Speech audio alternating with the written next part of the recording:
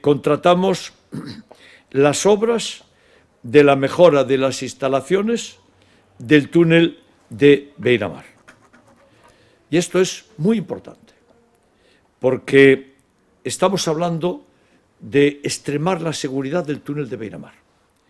Salió a licitación por casi 1,5 millones de euros, es una obra que durará 6 meses, tiene 2 tramos, el tramo del túnel en el Areal, que tiene 416 metros, y el tramo del túnel de Beiramar, que tiene 1 kilómetro y 48 metros. En total, 1,5 kilómetros de túnel, al que vamos a actuar en cumplir a rajatabla y extremando el cumplimiento todas las normativas europeas de seguridad de túneles. Primero, la mejora en la iluminación. Segundo, todo el cableado adecuado a circunstancias extremas de incendios. Tercero, renovación y ampliación de todas las luces de emergencia. Cuarto, nuevos cuadros eléctricos de distribución y, por tanto, nuevos ámbitos de seguridad.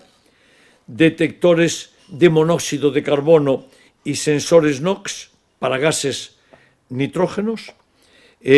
Sustitución de todos los armarios de SOS y, por tanto, de todas las peticiones de socorro. Paneles de mensajería para información visual, nueva cartelería de información, nuevos sistemas de información por megafonía. Vamos a poder conectar por megafonía en caso de que suceda cualquier cuestión, que puede ser una avería de un coche, y rápidamente dar instrucciones por megafonía a ese coche y al resto de los coches, y una instalación de software de control y vigilancia adecuado con las últimas tecnologías. Por tanto, queremos los túneles de Beiramar con seguridad de la segunda mitad del siglo XXI. Y mirar, nosotros, todo el mundo, ¿no? Todos los países en accidentes fuimos aprendiendo mucho de túneles.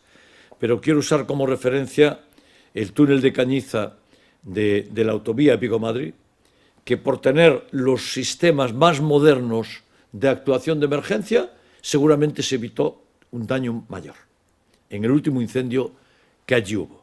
Pues ese sistema, con eso contaremos dentro de 6 meses en Vigo.